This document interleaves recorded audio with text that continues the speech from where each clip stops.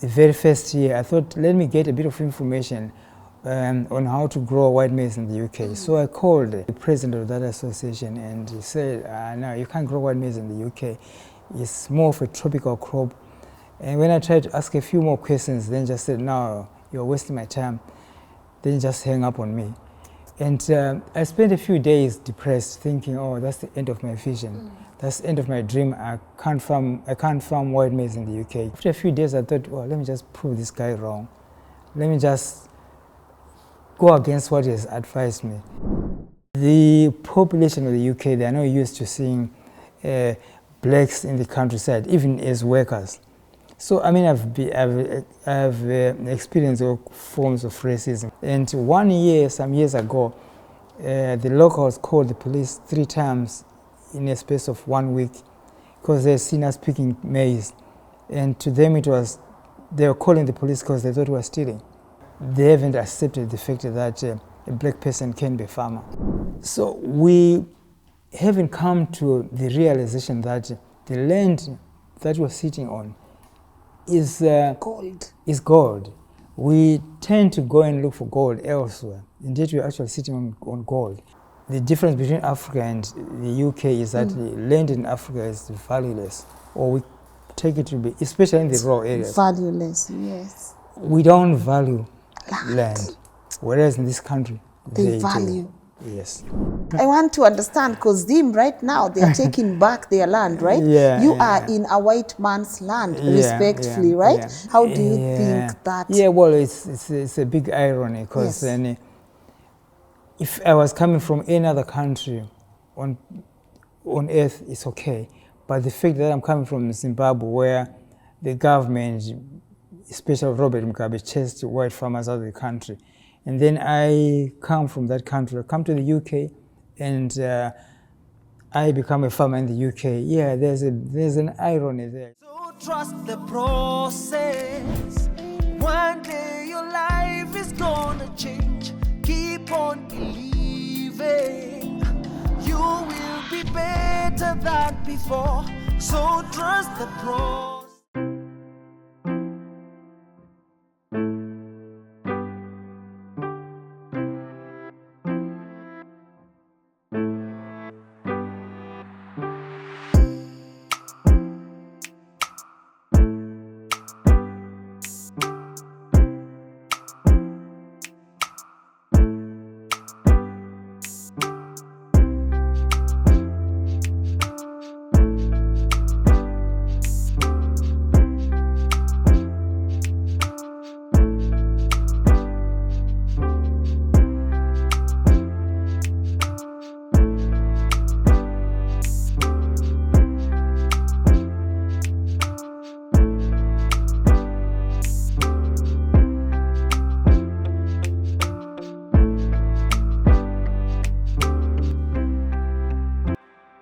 Now, guys, believe you me, I am about to bring you an episode with someone who sits on 480 acres of land in Cambridge, England.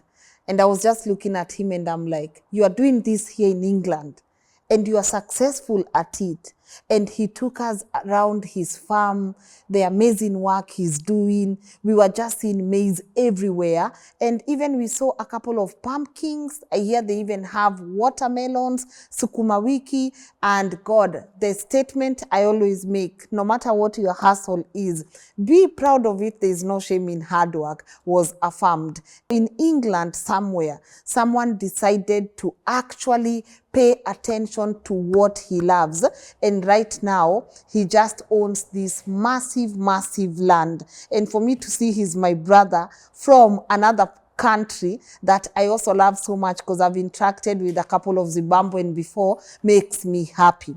So before he starts telling us his story, I want you to pick your pen and paper. Africa, rise up, because there's nothing we can't achieve as Africans. And we have to do away with the fear of thinking that soft life, town life, this life that we've glorified is what only works for us. Can we go back to our roots because it's working? I mean, there's nothing possible with this man, and I'll just let him tell us about his story and how he ended up here. But you know, guys, making these trips across the world is never easy, and that's why when I have to partner with incredible people, it makes me happy. Today, our proud partners are Hyssop Properties Limited. I've talked to you about them, and I've always said, if you want to invest, it's very important you do your own due diligence. Credibility, my people, stop getting conned. So if you want land, or you want beautiful buildings or apartments, you can get that with Hyssop Properties Limited. Voted the best real estate company 2022. They do not have any scandal. They are credible. And if you want land, go to Nakuru or their beautiful villas in Tenderu. Do not say I did not tell you where to go. Go if you can. Invest only if you can. Hakuna pressure. And of course, to you amazing people who have supported us fully, asanteni sana. 700k subscribers, here we come. It has not been easy, but you guys have made it possible. Now let me give this man the respect he deserves so that he can take us through his journey and obviously see what our take home can be in today's conversation. Sir, how are you? Oh, thank you very much. I'm all right. Oh man, first things first. I know you've made a lot of sacrifices to even sit with me here today. No, it's my pleasure. Really? Well, I didn't sacrifice to see you. I was really excited that you were coming to see us. Yes. Yeah. I've been around the farm today, and to see the work you put in, and also to know this is not easy for you. This is hard work. And then for you to make time for me and my team, give us roasted maize as our welcome gift was just so incredible for me. So I did not want to start this conversation without letting you know how grateful I am. No, in Swahili, we say asante sana. Oh, thank you very much. Yes, so could you introduce yourself and tell them what you do? Yeah, I'm David Mwanaka. I am a farmer in the UK. I mean, that's one thing I'm always asked. If I tell someone I'm a farmer, the assumption is I'm a farmer in Africa. And then when you tell them I'm a farmer in the UK, for real, you're a farmer in the UK? Yeah. And then for some naughty people, then the thing is, oh, you're a farmer in the UK, or do grow marijuana. So I sometimes come across people who tell me such stories. Oh, you are black. More likely than not, maybe you are growing marijuana. Yes. But I don't grow marijuana. I grow African crops that we grow up eating in Africa. Yeah. And one of them is white maize, or mahindi in Swahili. Yes. Yeah, and I grew up eating that in Zimbabwe. And when I came to the UK, it wasn't available. Yeah. So I would dream eating white maize, but it wasn't known in the UK. Yeah. So for me, I started the business because I just wanted to eat something that I grew up eating in Africa. Back home. Back home, yes. That was the gap you are trying to That's fill. it, yes, yeah. Oh. And I didn't even know there are also many people out there who enjoy eating white maize. It just, that I started something that, that was for myself and my family. My wife enjoys eating white maize, maybe more than I do. And it was just for myself and my family. And now here we are. Yes, 26 years down the line, I've got people from Asia, from South America, from Africa, of course, who enjoy eating my white maize. How does that make you feel that you followed something and followed it diligently? Yeah, I'm proud of it, yeah, because then it has been a long journey and difficult as well. I don't want to lie. I mean, for anyone who is into farming out there, they know it's a lot of work. And at times, it doesn't always pay off. At times, you work for years and you get no results. Yeah. Even the very first year I started farming, it was a dry year. So we lost, I would say, 3/4 of the crop that we had. Really? Yeah. So, and since then, probably every 3-4 years, we've got a drought spell. We got our crops destroyed by drought. Last year, we probably lost 1/5 of our crop to drought. Yeah. So we've come to just accept this will happen from time to time. Yes. But irrespective of that, We've got to do what we are supposed to do. We'll have to continue farming until... You do what you gotta do. Yeah. You know, it's very important because you said you're from Zim. Yes, I'm from Zimbabwe. Yes. And you know, sometimes also one of the naughty questions people ask is, how did you get here? Did you come with a camel, a boat? You know, that's like that. I thought you were going to say, you were going to ask you. I thought your question was, yes. The irony is you're from Zimbabwe, where they're taking land from the whites, and you are in the UK. Yes. So are you trying to revenge or what? I'm gonna come there because even me, I want to understand, because them right now they are taking back their land, right? You are in a white man's land, respectfully, right? But before we get there, why did you leave Zim and how did you get here? Yeah, well, I left Zim in 1991. I was working as a journalist in Zimbabwe. Yeah. And then I just got fed up working as a journalist in Zimbabwe, and I thought, well, let me just, because my brother was in the UK already, and I thought maybe if I would go to my brother in the UK, maybe I might enjoy and start a new life in the UK. Yes. Yeah, my first years were extremely difficult because I was okay in Zimbabwe. I had a good job there, came over here. I tried to get a job in journalism. It simply didn't work. And I was doing all sorts of jobs. Really, when I say all sorts of jobs, I mean it, because I worked as a traffic warden, or if you don't know that, you go about giving tickets to people who are wrongly parked. You are one of the people who give tickets? Well, I used to. Yes. Yeah, so that's some years ago. Yeah. And I bet I didn't give a ticket to any one of you. That is watching us. Yeah. So yeah, and I did all sorts of jobs. I worked as a chef. I can't remember how many jobs I've done. But one thing is, I was unemployable. I just couldn't be. I wasn't interested in working for someone. And as a result, I came to a point of thinking, here I am, I'm working as a traffic warden. Even if I grow something, even if I try to do, go into farming, if I fail, I'm still not going to lose anything, because what I'm doing is no better than, it's so bad. Yeah. There's nothing that can be worse than what I'm already doing. So I decided, let me try farming. And here I am. Here you are. Yeah. But in the UK, this is a strange place for you. How do you get land? Like, how do you even start thinking? Thinking you can farm is okay.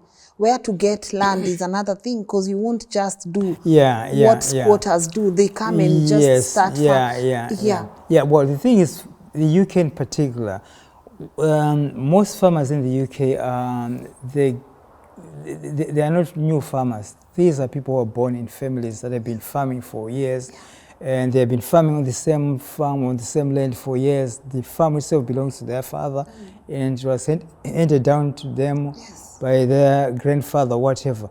So it's difficult for a newcomer to end up a farmer in the UK, which is why it's so rare for a black person to be a farmer in the UK. But then what I did for a start is, I did trials of growing white maize in my back garden for years. I was in Tottenham, I went to Tilbury in Essex, and in my back garden, because I wanted to eat maize, every year I would do trials of growing white maize, and eventually I succeeded. And then from there I thought, maybe let me grow a bit more. So since, when I was growing the maize, I used to take it to church, and my friends and relatives were interested in the maize. So I came to a point of thinking there could be a lot more people who are interested in eating maize out there, apart from just my friends and my relatives. So I thought, let me look for a piece of land to grow more maize. Yes. And then, but I had no idea how to get the land. So what I did was something that one would say was so stupid, because I put an advert in a free newspaper. The newspaper used to advertise cars and, mostly cars and some household items than farming. So I put an advert in that newspaper that I was looking for land to grow white maize. And then there happened to be one journalist who used to look for some adverts that don't make sense. Yes. And then he came across that advert, and it surely didn't make sense to him. One, my name was David Mwanaka. I'm looking for land to grow white maize. Simply couldn't figure out. David Mwanaka is mostly we would assume it's an African name. Mwanaka is an African name. And then he did not know what white maize was. So as a result, he was really intrigued. He said, let me write about this fellow, because he called me and said, okay, are you interested in an interview? Because I simply don't understand your advert. I don't know what it is that you want to do. And sure enough, I said, Anna, yeah, I'm not going to lose anything. So he interviewed me, and then it was one of the national newspapers.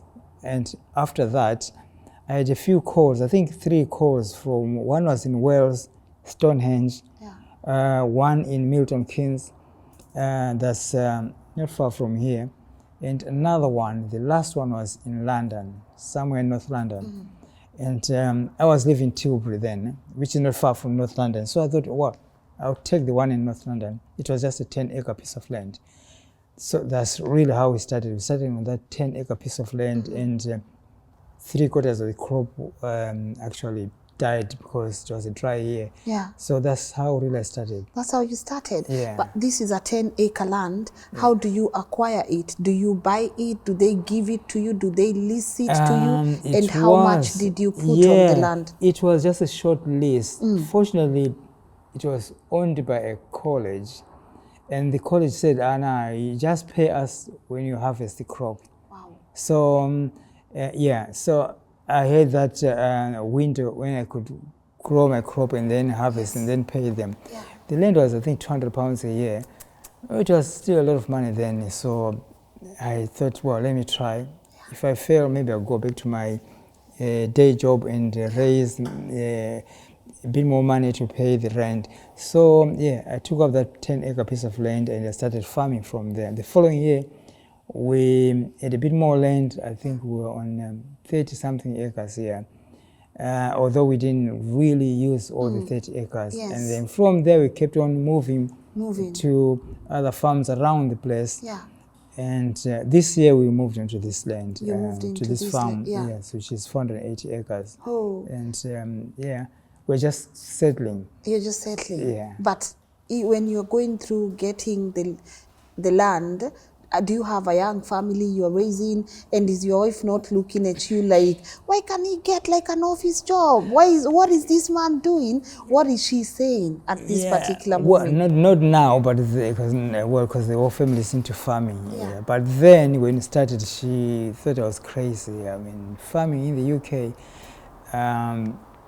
there was hardly any black farmer who was into arable farming in the country. I would say I'm the first arable black farmer in the UK.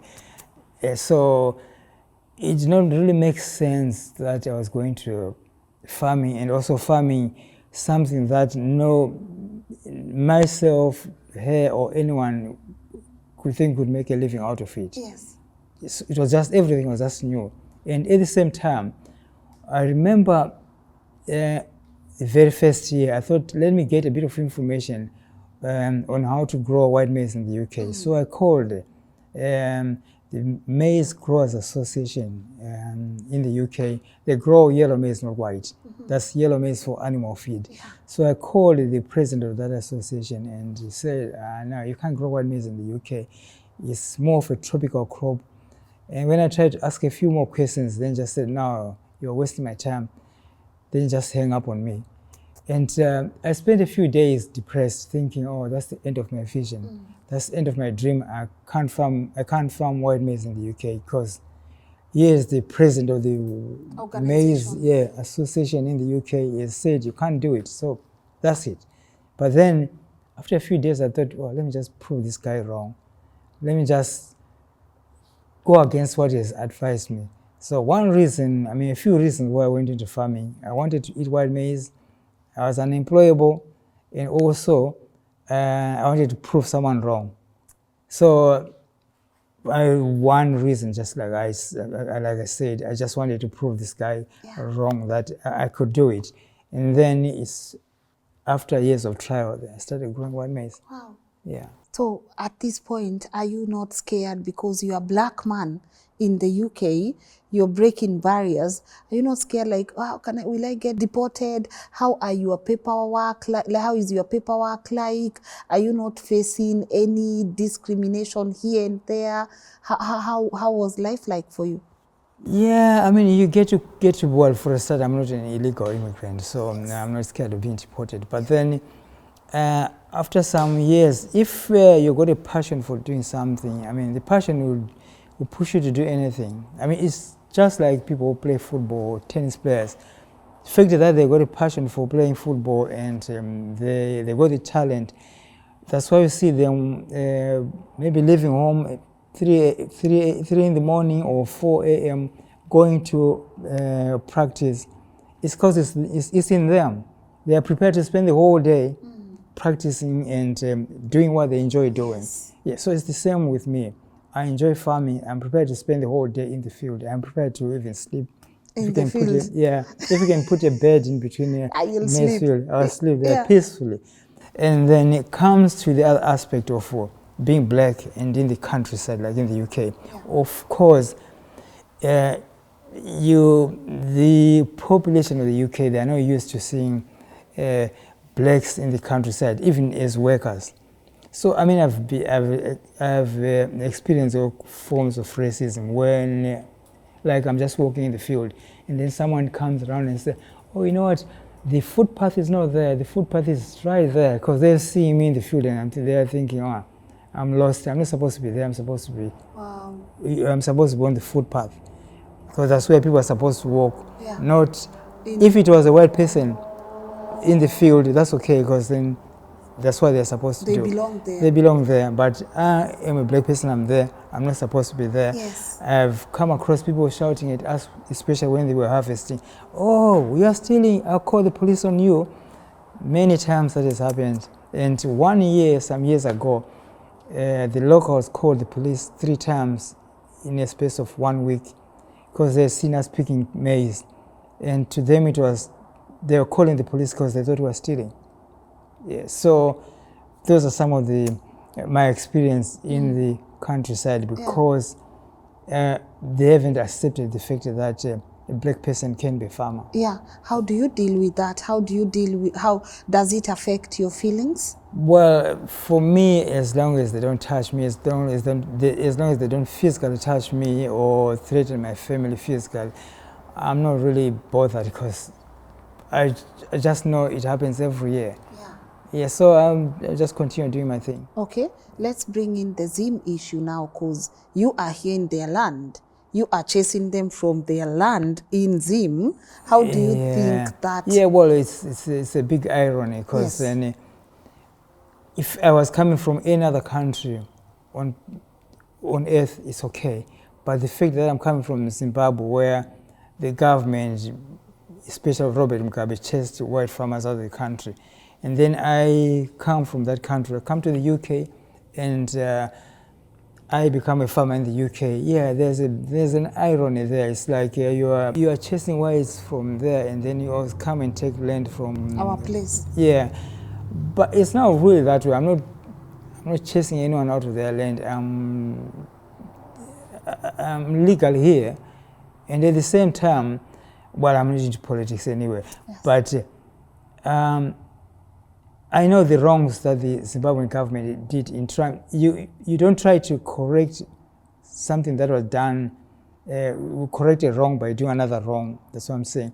If in Zimbabwe, if the whites took the land from the blacks, then you are supposed to correct that imbalance properly. You don't just say, "Oh, we're taking this land for political gains," because much of it was done by leaders who had run out of ideas. They had nothing else to appease their voters except to say we're taking land from the whites. And then at the end of the day, they take the land from the few white farmers who are occupying so much land. That land ends up in the hands of a few black, not even farmers, politicians who had power. So it's a question of transferring land from few white farmers to a few black politicians who are not even farmers. But what I would think, the best option, the best way the government should have addressed it is to say, right, can you have a portion of whatever, if a farmer has got, let's say, 10,000 acres, of which there's some farmers with some that much, well, can you have maybe half of it? We're not chasing away, but can you have half of what you have? And at the same time, maybe if they are not interested in handing it over, then it takes them so much that they will think, oh, it's not worth keeping it. Yeah. And then keep the white farmers there. If I were to give you an example, if the white farmers are producing food for the country and the country is stable, what's the problem? And then when you come to Europe, if I would give you an example of France, the French national football team has won the World Cup quite a few times, but majority of them are blacks. So suppose the French were to say we don't want blacks to represent the French national team, they would have won the football, the World Cup. Yeah, the World Cup, would they? So they've used the blacks because they can play football. In Zimbabwe, if the whites can farm, let them farm. But we're not saying they should own everything, but let them farm. And at the end of the day, the glory comes to you. Don't you think it's a bit unfair to the local people, because you have 10,000 acres of land, right? That's why I'm saying a local person has nothing. Yeah, that's exactly what I'm saying. It should have been addressed properly. Yeah, I'm not saying leave it like that. I'm saying it should have been addressed properly. Why do you think there are so many stereotypes around farming? I think we've been conditioned to think farming is either for the people who did not do well in school, for poor people. Yeah. That's, it's not just an African thing. I think it's something that is prevalent in most developing countries. Even if you go to Asia or probably South America, it's probably the same notion. But then in developed countries, let's say in Europe or in America, North America, farming is not for the poor people. Yeah, and as a result of that, we've got people in Africa thinking, when I grow up, there's no one who really, you won't find many kids who will tell you, when I grow up, I want to be a farmer. Yes. They tell you, when I grow up, I want to be a pilot. When I grow up, I want to be an engineer. I want to be a lawyer. Yeah, I want to be a lawyer and all those things. Yeah, and one thing is, we are not taught to be business-minded, we're business people. We are taught to be to excel. Yes. Yeah, which is not the best way. Because I remember when I was growing up, I don't remember anyone who ever said, when I grow up, I want to be a businessman or a business person. That was never heard of. But it was always, I want to be a lawyer, I want to be a teacher, I want to be the obvious things. So we were, I think the system was such that you grow up to work for someone. And then when it comes to farming was then one of those, I would say, sectors that blacks were not commercial farmers, they were subsistence farmers. So as a result, you know that if you end up a farmer, you just end up with the poorest person in the society. So no one was interested into going to farming, because then, one, you didn't have the resources. Two, you didn't have the knowledge. You no idea what to farm. And me coming from Zimbabwe, I know what it is. I've been to Kenya as well. Yes. And you might have the same problem where if one does something, if one farms or grows, let's say, tomatoes, everyone around that area wants to grow tomatoes because someone's growing tomatoes. But you have done no research of how many people want to eat those tomatoes. You end up in a place where everyone is selling tomatoes. In Zimbabwe, that is like you drive from the capital city to some small towns. Along the roads, you've got people standing on the side of the road selling tomatoes. You get to a place where everything, the side of the road is red. You've got tomatoes everywhere. Everyone's selling the same thing that they've purchased from. They didn't even plant it. They bought it from a farmer somewhere. Unfortunately, that farmer could be actually white. A farmer somewhere, and then they're all selling the same product. So we haven't come to the realization that the land that we're sitting on is gold. we tend to go and look for gold elsewhere. Indeed, we're actually sitting on gold. And coming back to the land issue in Zimbabwe, the white men came to Zimbabwe, to Africa, and they realized, wow, these people are sitting on gold. We are coming from the UK. It's so difficult farming in this country compared to Africa. It's extremely difficult. One of the biggest problems is the weather. You got the sun in Africa. If you haven't got rain, you could possibly construct dams and irrigate your crop. In the UK, it might not be a problem just of drought. It's a problem of, which is even worse than drought, is the weather. It could be cold. That's why I was told I couldn't grow white maize in the UK, because of the climate. It's maize being a tropical crop, it's not warm enough in the UK. So we're talking about heat, we're talking about the sun. We don't have enough sunlight, enough sun hours to make a crop like white maize to mature in the country. But then in Africa, everything is there in abundance. The land, the sun, the climate is suitable for so many crops. Here you have to think of what is it that can grow that is different from what everyone else is growing. You have got so many limitations, but in Africa, those limitations are not there. But we are not aware of the gold that we're sitting on. And that's when we start thinking about looking for a job, going to the cities, looking for a job, work as an accountant, and you have arrived. If I'm an accountant, if I'm sitting in an office somewhere, that's it. But there's another world out there where you can do something for yourself. You don't have to, I'm not saying it's wrong to be an accountant or to be a doctor or whatever. That's perfectly okay. But then we also need to sustain our own communities or our own countries by producing food that we consume in the country. It's well, the worst thing that can happen to Africa is us importing food from other countries. Wow. That's a crime. It's a crisis. And another crime is to see Africans dying of lack of food. Lack of food in a continent where you have got everything that can produce as much food as you want to. We're supposed to be great exporters of food to the whole world.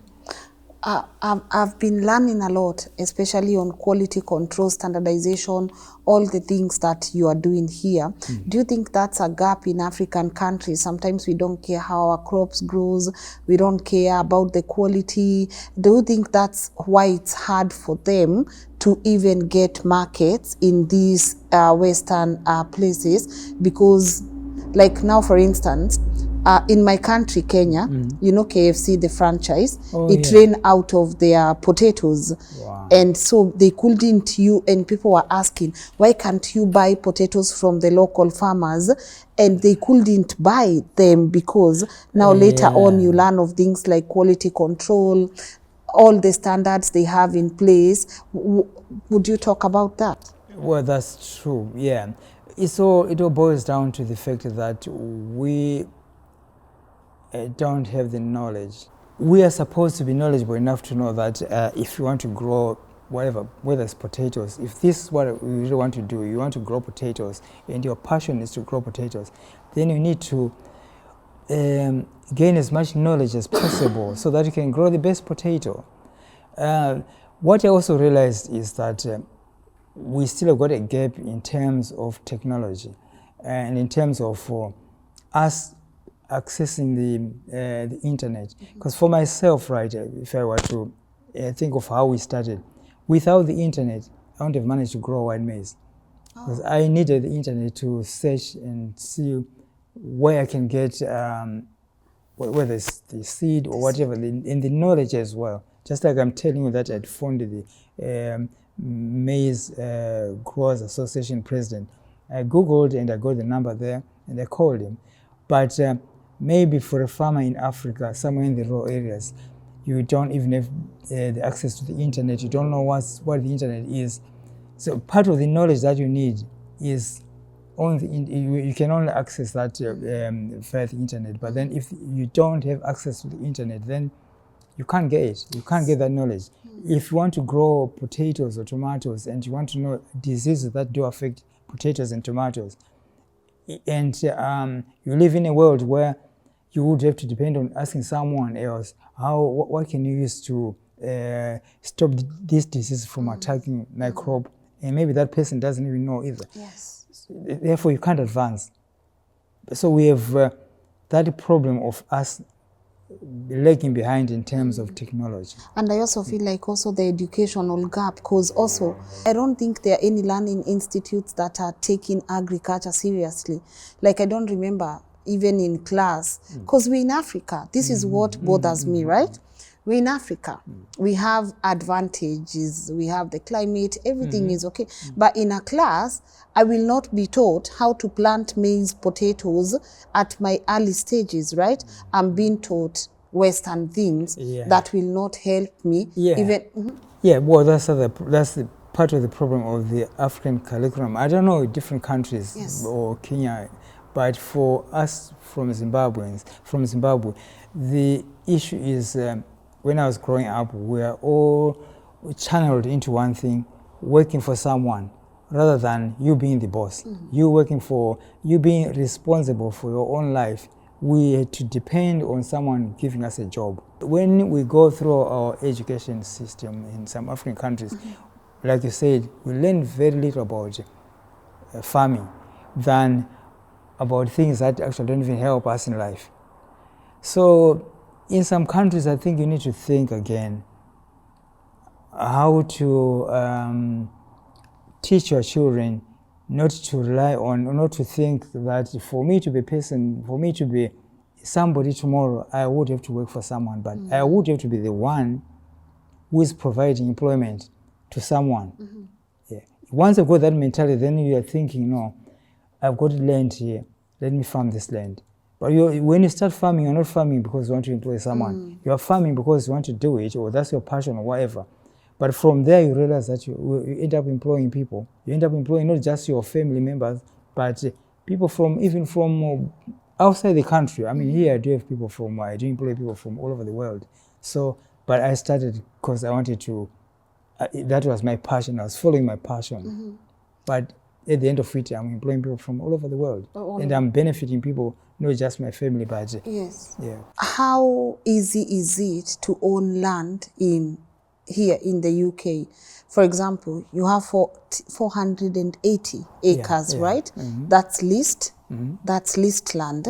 How cheap or expensive is it?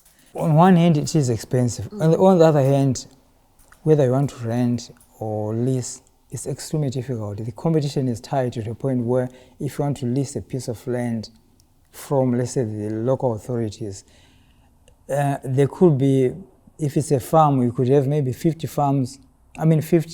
applicants for just one farm. And of the 50 applicants, you are talking about people who have been in the farming business for the rest of their lives. And you've never done any farming in this country. So you are an outsider to a point where it's just pointless. It's even pointless applying for a list for any farm that comes up because the odds are just against you. So it's extremely difficult and at the same time expensive, like I say. I mean, if you were to buy a 480 acre farm with buildings, then you're talking about well over maybe £4 million. So that's where the problem is, that it's a bit of an enclosed industry that is so difficult for outsiders to penetrate. It's difficult for the locals. It's difficult for the whites in this country to get a list for a farm because you don't get that. Don't get lists coming up that often, and when they do, the competition is really high. Yes, all right, but correct me if I'm wrong. Land here is legally owned by the government. Not necessarily, no. Yeah, no. It's also owned by individuals. Yeah. Okay. Yeah. So the land belongs to individuals as well. Yeah. Okay. But how would you compare the way people own land here and how we own land back in Africa? Yeah, back in Africa, it's like even every poor man can afford to own land because if you are in the rural areas there, you can. You do have your house there. And also inheritance. Yeah, our ancestors. Yeah, exactly, yeah. But here, it's pretty different from Africa in the sense that the land is so expensive in the UK. And for you to own a farm, then you definitely know it's worth millions. So it's the difference between Africa and the UK is that the land in Africa is valueless, or we take it to be, especially in the rural areas. Valueless, yes. We don't value land, whereas in this country, They value. Do. Yes. God, and I feel that's what's coming to bite us. The fact that, because sometimes you even go to, you know, those places and you see this land is so big and the person who is there doesn't even care. Yes. It's like some sort of entitlement. Yes, yeah. They don't even know what to do with that land. Yeah. Such that, I know in Zimbabwe and some other countries, you got the Chinese coming there, we've got the second invasion of land in Africa by, let's say, the Chinese. Yes. They come there, they realize you are not using the land, and they take the land, or they can take it to, for some ridiculous prices, next to nothing, and they take it off from your people. Because, again, you are not looking at the land as something that's your inheritance. Yes. Yeah, if you lose it, you've lost everything. Right. If you lose this land where we are, then it means you're not entitled to be here. So if we end up losing the land that we have in Africa to Chinese or whoever, it means we are nobody. We are giving our continent away. Yeah, we are giving our continent, our countries away to foreigners. And then at some point in time, we have to look back and say, now we want to start, it's time to get our land back, and it may not happen. All right. So back here to your land, take me through the planting method. How do you plant this maize? Because it's a lot. Do you use machines? Have you employed people? How many people work here in the farm? And also, once you harvest, where do you take the product? Right, yeah, we do employ quite a lot of people, especially when it comes to the harvest season, which is now. We have just started harvesting, probably between 15 and 20 people. Well, in general, farming in Western countries is very mechanized. Yes. Unlike in Africa, where you got to use a hoe and the hands. Yeah, it doesn't work in this country. So much of it, they actually say one farmer is supposed to be managing, I think, 10,000 acres. I'm not 100% sure. Yeah. So farmers in this country grow crops like wheat, barley, and so forth. It's just one farmer with all the implements, tractor and combine harvester and all that. You can easily manage 500 acres, 1,000 acres or more just on your own. Wow. Because you're using machines. But the problem that we have in Africa is we may not have the machines, so you are thinking about using a hoe or maybe a plow, an oxen and plow. You probably end up doing less than 100 acres. But here, like I said, it's really mechanized. It's really mechanized. Yeah, you can literally have a tractor actually going out there using GPS to go and plow, to go and spray, and there's no one sitting on the tractor. It's all programmed. It's all programmed. Yeah. How do you deal with pests like, that's a foreign language? Well, the good thing about the crops that we grow, maybe it's to do with the types of crops that we grow, that they are not attacked by most of the pests in this country, except our biggest problem really is the crows. They do come and pick the maize when it's just coming through. That's the biggest pest that we have. But other than that, we don't actually spray the crops because there's no need to. It's not affected by most of the diseases that affect crops in this country. So we do get away with having to use a lot of money spraying the crops. Yeah.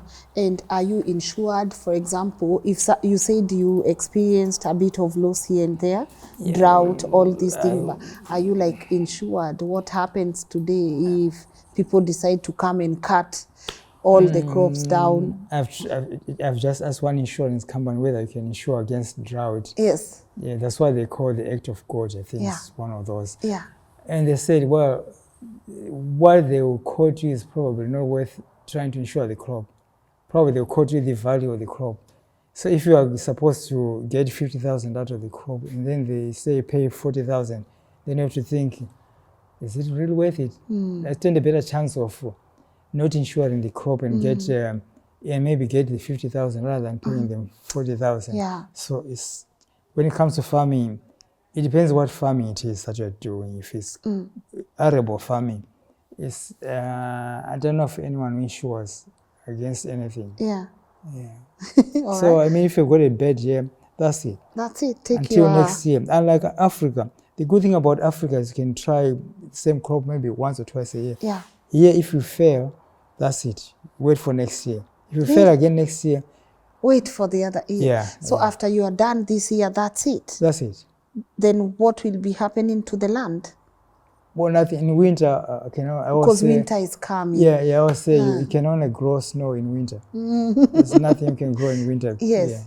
Yeah. But where do you take the end product? How do you distribute the maize? Well, our maize it's not for I say grain purposes because you can grow maize for grain and then out of it you mill it and then you can use it for ugali. Yes. Yeah. But what we grow is maize that's used for like corn on the cob, just for boiling and roasting. Yeah. So at the end of our season, we freeze some of it so that we can sell it in winter. Oh. Yeah. So we freeze tons and tons of Yes. maize in summer so that we can sell it In off winter. season. Yeah. Okay. Do you have your shops or where do? Yeah, we do have shops. Yeah, we do have 2 shops in London and in West Midlands near Birmingham. Yeah. But we also distribute our maize right across the UK.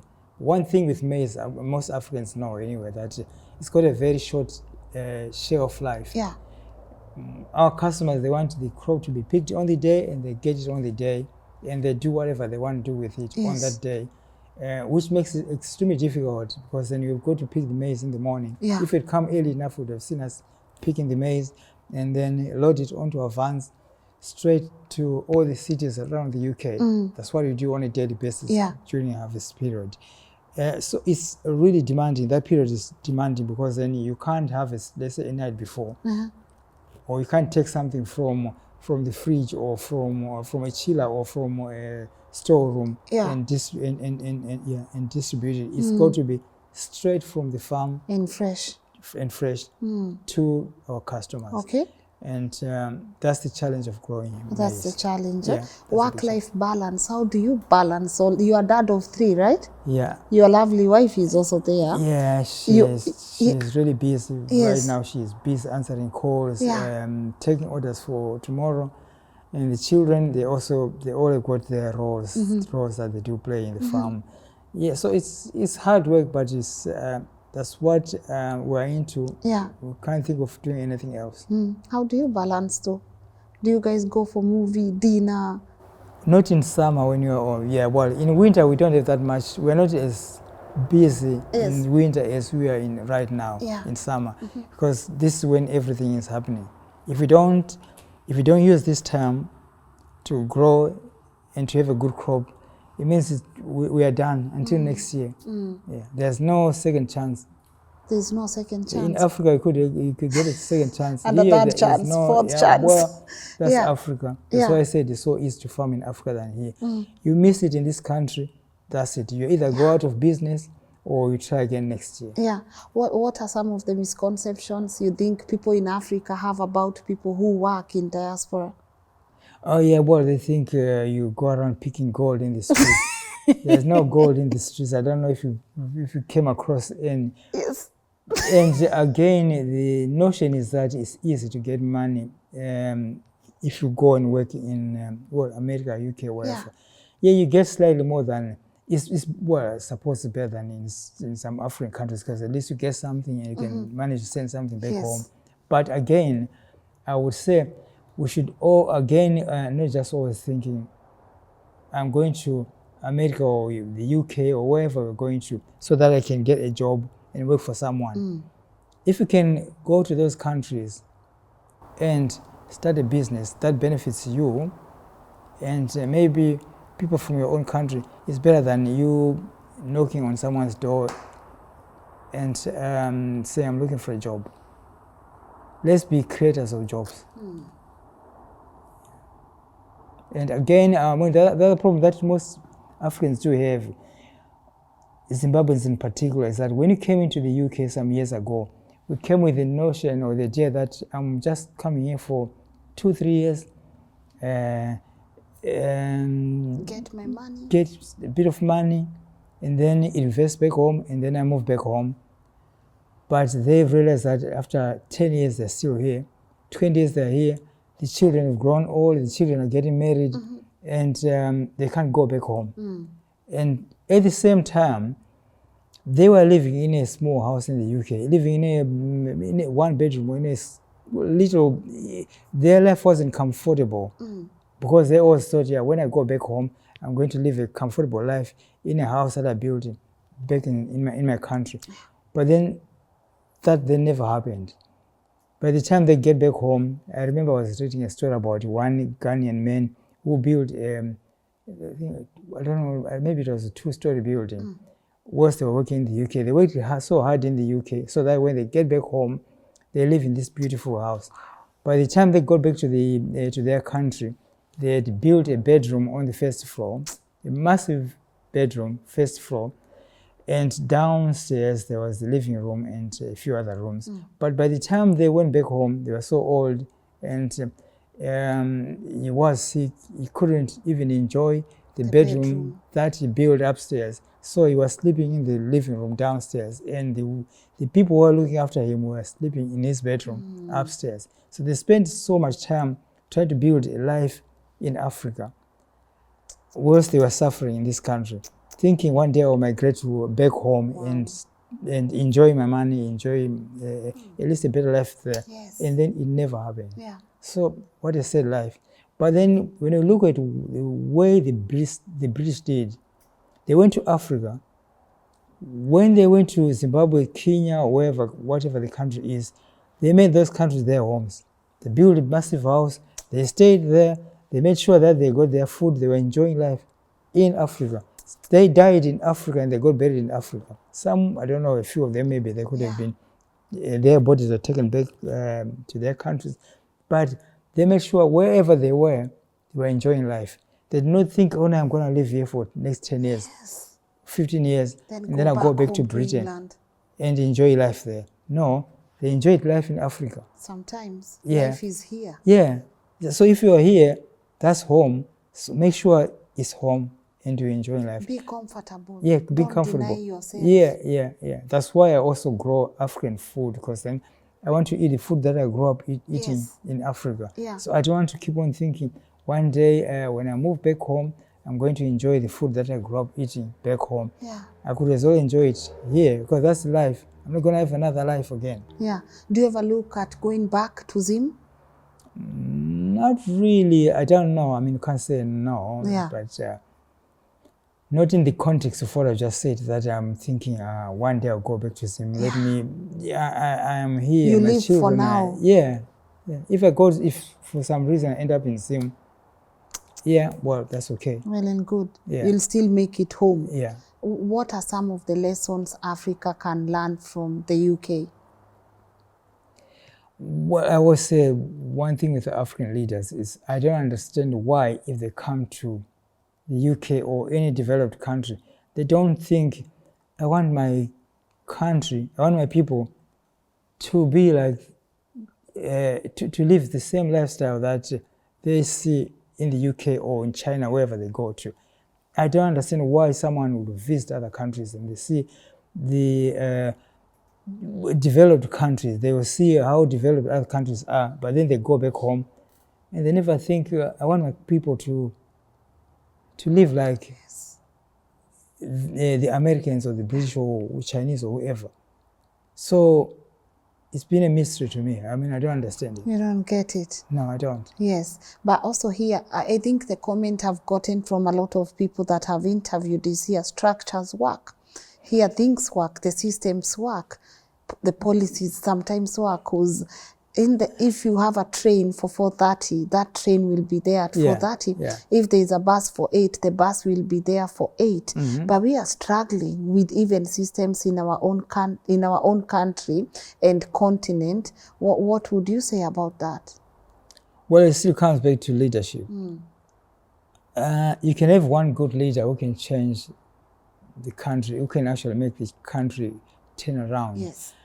And you can have one leader who can bring the country down to its knees, Yeah. who can take you 100 years back. So it's not, on one hand, the ordinary people there in the street, of course, they can do whatever they can, but then if you've got a rotten leadership, you definitely ain't going anywhere. And unfortunately in Africa, the majority of African leaders are just, they belong to another age. They belong to another generation, which is definitely not our generation. So for the continent to develop, we got to change our mindsets. Yeah. Right. For a start, we got to have leaders who are progressive, who are looking at the whole world and thinking, how can I make my country be better than, just think, I want my country better than the UK.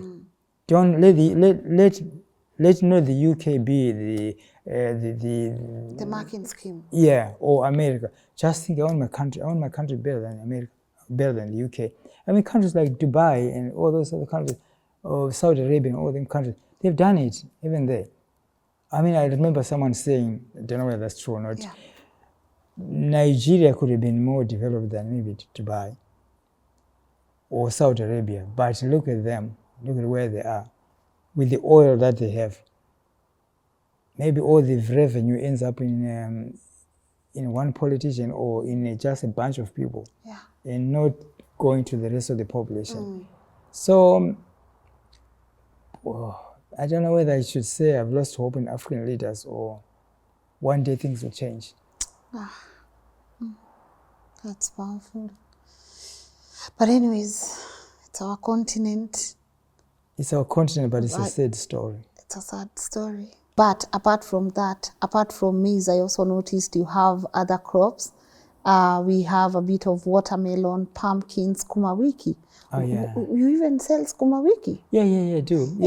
Yeah, I do sell sukuma wiki. I sell a lot of the crops that we grew up eating back home. Yeah. Yeah, because I mean, like our what we used to eat in Zimbabwe is just like Yes. what you eat in Kenya. It's like Yeah. beans. I mean, I've got beans. I've got pumpkin leaves, manago. Yeah. But we don't sell that as a cash crop. Those are for you. Yeah. So yeah, I try to grow as much as I can. Yeah. As many crops as I can from back home. Yeah. And apart from now farming, what else do you do? What do you enjoy doing? Oh yeah, well, apart from farming, it's a long story. I'm a screenwriter. I do write film scripts. I'm into music, not a professional musician, but I've written a few novels. And the thing is, I'm so busy, I probably do write something and then shelve it, thinking after some years I'll go back and work on it again. But then another idea comes and then I start working on another project and I shelve it. And then it's unfortunate the work that I do, at times we're so busy, I've got no time to write or to do anything else. Until winter, when there's so much to do, that's when I then have to pick up my hobby and then continue writing again. Where are the books? Where can we find them? Not published yet. Oh, come on. Well, I'm a published writer, but Yeah. At the moment I haven't published anything. Yes. In over 20 years. Yeah. I haven't got anything published. Yeah, Okay. well, the last time I published something was published was, I think more than 20 years ago. Oh. Yeah. Yeah, journalism, you miss it? I do miss it. I mean, once a journalist, always Always a a journalist. journalist, Yeah, if yes.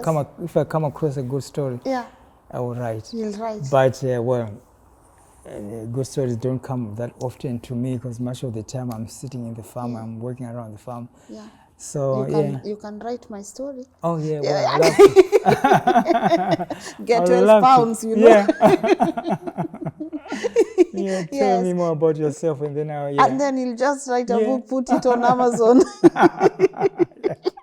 I will. But anyways, allow me to ask this because we know we Africans, we treasure families, you know. And for me to know you have your wife, your lovely kids, that's beautiful. Something I've also observed is that a lot of marriages also don't survive the hardships, you know, all those things. For someone who is watching and they are family man, what would you tell them? Yeah, well, for me, I'm fortunate that I did manage to pull the whole family into farming, and we are in it together. And whether by choice or not, I don't know. But well, that's where the bread is coming from. Yes. So you've got to be part of it. Yeah. And so, yeah, if really you manage to convince your family, if the whole family is into it, it's better, because then you, at the same time, I'm a farmer here, and I hardly got the time to go out there. Much of the time I'm here, and we do work side by side. My wife and I do work side by side almost every single day. And yeah, that's one, I would say, it's a blessing to us. You and your wife work together? Yeah, we do. And it's a good combination. Yeah, well, no choice. And you have no choice. You have no choice. Yeah, you got to work together. Yeah. All right. You get to get along. Yes, I leave that at that. For me, just to say thank you once again for making time. But I want you now to look at that camera and talk to our audience. Anyone who feels a bit, you know, broken. I love that once you get the drought, some few losses here and there, you keep moving. But to anyone out there who maybe is feeling a bit demotivated right now, what would you tell them? And also, what's the name of your company? Well, I'll start with the name of our company. It's Mwanaka Fresh Farm Foods. Because I'm David Mwanaka, so I just took my name. And again, in life, we sometimes make a living out of something that's, you could look at it as being very silly. And an example being that I am a farmer because I grew up enjoying eating maize. It's something that I would have never thought I would end up doing. But it's that little thing that could actually make a big difference in your life. And I always tell people that, again, if you've got a passion for something, go for it. As long as your passion is not doing something that's illegal. If your passion is breaking into people's houses, then you're not good. But if your passion is doing something that is going to better your life and your children and your family and your community, yeah, please go for it. And it doesn't have to be, at times we think of business as a big idea, or think of this big idea that's going to change my community and whatever. At times it could be just a little thing. It could be as little as you start making needles, because there's a shortage of needles in your village. So you think, how can I solve this problem? Actually, most businesses are out of solving problems in your community, solving problems in your own family. And then it does happen that there's another family that's got the same problem, and another family, and then that will actually end up a business. Yeah. And for me, that's actually how I started my business. Yes. You don't have to wait for those big ideas. Yeah, at times around. we work for big ideas, and then big ideas don't come by, and then we are waiting for another big idea, and it never comes around. Yeah. But it could be the little thing that's actually bothering you every single day. That's actually what you're supposed to address. Yeah. Look around. Look around. See what's missing. Yeah. Create. Yeah, if you're going around and everyone in your village is going around barefooted, maybe you need to think of how to make shoes for just your community, and from your community, the whole country. Yes. And from there, you can actually start exporting them all over the world. All over the world. Yeah, that's how most businesses start. Yes. Anything else you would also want to add? And do you have a website too? Yeah, I got a website, www.Mwanaka Fresh Farm Foods, and you can follow us on Facebook as well. Yeah. Okay. Yeah. All right, thank you so much. Thank you very much. This has been, how do I say, this was a beautiful interview in Zim. You speak I speak Shona. You speak Shona. How do I say in Shona? This was good. Zakanaka. Oh. Yeah. My surname actually Mwanaka. Yes. It's okay. It's okay. We are okay. Mwanaka, are we Yeah. okay? Yeah. Mwanaka. Yeah. We are okay. I know in Shona and in Swahili, Yes. Mwana is child. Mwana is child. Yeah, but then if you say Mwanaka, it's, Yeah. if you put the K there, it means Yes. you're okay. Mwanaka. Yeah. So I can say Mwanaka. Yeah, well, okay, so This was good. Yeah. Thank you. Thank you so much once again. Thank you very much. What a pleasure. Yes, I hope it was worth your time. Really, it really was. Really was? Thank you very much. Yes, I appreciate. Next time when you come to Kenya, Yeah. I'll definitely visit you. Karibu And sana. please, you are welcome to come back here anytime. Yes, yeah, and thank you for the roasted maize, which I'm about to go and now enjoy, maybe with a soft drink or some black tea. Yeah, yeah. Now it's we are doing boiled maize. Oh yeah, here we are going to do boiled maize. But asante sana, and to you people who are watching back home, what a show. What an interview. Sometimes I'm just asking what else will be our next show, because the more we do these shows, the more thought-provoking they become, the more challenging they become, the more lessons we learn, the more we are actually getting challenged to wake up and just go out there and chase that which sets your soul on fire. And they said sometimes you don't have to wait for this big moment. Look around you. What is lacking? How could you add value to the people around you? And of course, if you want to enjoy his produce, he's mentioned the website will be pinned on the comment section, and these are the social media handles and the name of his farm. Do also come and just visit, but I can tell you this man is busy. I can't even imagine he made time for me today, but I do appreciate it. But you can always inquire through their social media pages. I missed the moment when they were harvesting and distributing around, but I know next year I'll also pass by also, if not for the story, just to say hello. Thank you for watching. As always, what's your take home on the comment section? Just be inspired, my people. When you see such stories, usiende useme, oh my God, he has achieved so much. I wish, no, say, what have I learned from today's conversation that I can add on to my skills? Africa, rise up. And also, I want to say thank you so much to Hyssop Properties Limited for coming through in this episode. We do not take any support we get on this show for granted. So if you are looking into owning land or getting beautiful villas, their contact details are also right here on the screen. Go check out their villas in Denderu and the land in Nakuru. Also, if you have any feedback that you would like to share with me, if not on the comment section, info@lnn.digital, that's where I can be found. Thank you so much for joining us, and also not forgetting to say thank you. This tour has been incredible. This is my last show. No, I have 2 more to go, but I can tell you this, our series in England, they've been amazing, and I can't wait to see what next year has for us. Be blessed. Maybe I'll see you tomorrow at 10 a.m. Bye-bye. So trust the process. One day your life is gonna change. Keep on believing.